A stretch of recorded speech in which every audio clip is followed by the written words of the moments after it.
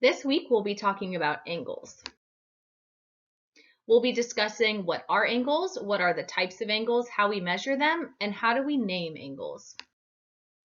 So let's get started. What is an angle?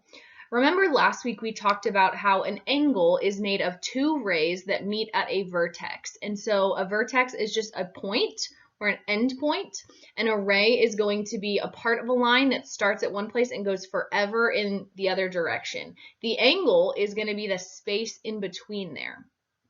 And we measure those angles in degrees. When we're measuring angles, we'll use a tool called a protractor. So the types of angles, we've already gone over this, but I'm going to repeat it. We have an acute little angle, a right angle that's exactly or right on 90, or an obtuse angle, an angle that's obese or fat or greater than 90. We're going to add two different types of angles. A straight angle, it just literally makes a straight line, and it's 180 degrees. And one thing I want to add is an adjacent angle. And I like to think about these as like neighbors, because in an adjacent angle, there's two angles that share a ray. Think about like if you live in an apartment, your neighbor, you share a wall. And so each ray or each angle, this red angle is adjacent to this angle. They are neighbors. So how do we measure angles? Well, we use degrees, and a circle has 360 degrees. You can see in this circle here, it starts at 0 and then just goes around, counting by tens, 90. We've got a right angle here. 180 degrees would be a straight line.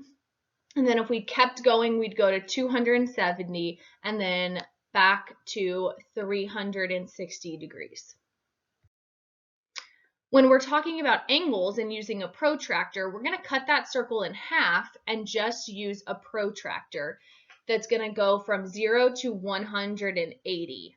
So we're not going to go past a straight line 180 degrees. So if we think about that, we can see that this protractor has two sets of lines, and we're going to go ahead and break down the protractor in a little bit more detail. So this is a great picture of a protractor. If you have one at home, well, you might, I do, but I'm a math teacher, so ask your parents, maybe you have a protractor. If not, you can just use a virtual one. There's a couple things I want to point out. This here is the zero edge. And it's important because just like on a ruler where when you use it, you have to start at 0. You know how sometimes there's a little space on the edge of a ruler, but you don't start there, you start at 0. You do the same thing when you're talking about measuring angles with a protractor. You will line up your bottom ray with this 0 edge. And there's a little line right here that I covered up with my green line, but you'll put your angle there, and the ray will either go through this 0 or this 0, and it has to line up with that. That's our 0 edge. You'll also see that there's two sets of numbers. There's an inside numbers that start at 0 here and go to 180 this way, or there's outside numbers that start at 0 on this side and go this way. And we will choose whether or not to use the inside or outside numbers based on which direction our angle is facing.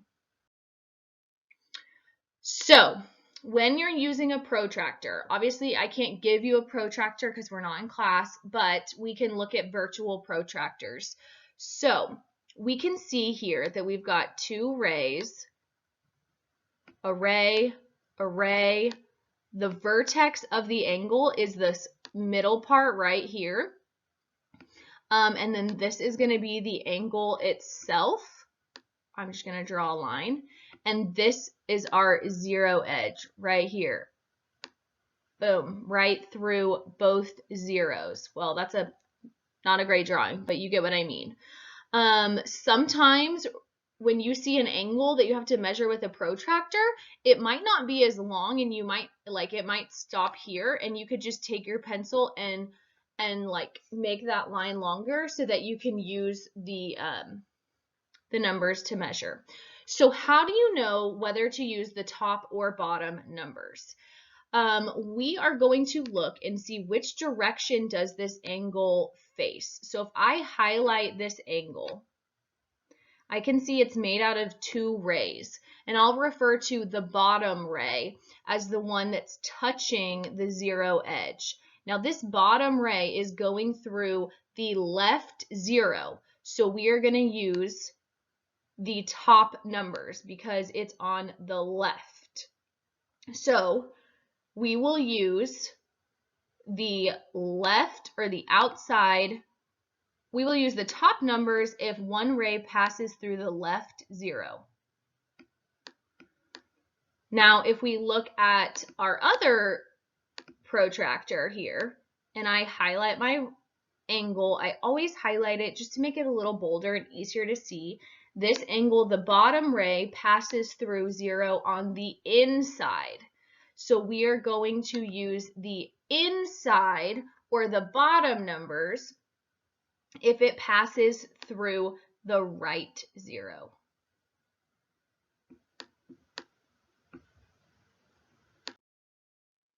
Okay, let's measure each angle.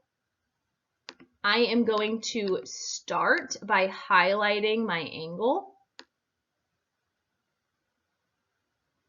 Okay, I can see that this angle goes through the outside zero, so I'm going to start here.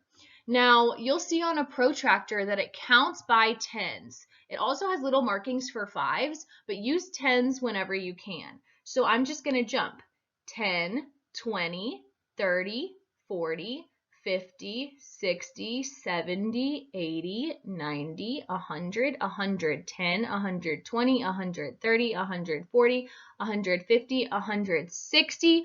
Now it's halfway between 160 and 170, so that's going to be 165 degrees. And remember, it went through this outside zero, so that's why I use that one. And this would be an obtuse angle. Next, I'm going to get my highlighter again and highlight the bottom, or the angle in the bottom ray. The bottom ray, based on which way it's facing, will tell me which set of numbers I use. This one is going through this left zero, the outside zero, so I'm going to use the left again, and I'm going to count by tens. 10, 20. Now I can't jump all the way to 30, it's just another 5, so it's going to be 25 degrees. Now if I'm going too fast, rewind, watch it again. So 25 degrees, I know that's less than 90, so this is going to be an acute angle. Get my highlighter back out, trace my angle, just to make it easier to see. This is difficult to highlight. I see is pointing straight up, and that is a big hint because right in the middle of 0 and 180 is 90, but I'm going to use my pencil and count just to make sure. So once again, we're going through the left zero, the zero on the outside. So we're going to use the outside numbers, and I'm going to count by tens. 10, 20, 30, 40, 50, 60, 70, 80, 90. So this is 90 degrees, and it's a right angle. Last one, I'm going to highlight. This is a very obtuse angle. I can see that it's almost 180 degrees already. Now make sure, it's kind of hard to tell here where the bottom ray is, so make sure you get the direction right because it's very easy to be like, oh, this is a tiny little acute angle, and go the opposite way. Don't make that mistake. Okay, so I got my pencil. It goes through the zero on the inside, so I'm going to use the inside numbers. And I'm going to start at 0 and count by tens, but I'm just going to make my little bunny hops on the inside. 10, 20, 30, 40, 50, 60, 70, 80, 90, 100, 110, 120, 130, 140, 150, 160, 170. I can't get all the way to 180, so I'm going to count by fives. 175. That is a very obtuse angle. So I'm going to put an O for obtuse. So to start, I'm going to highlight my angle.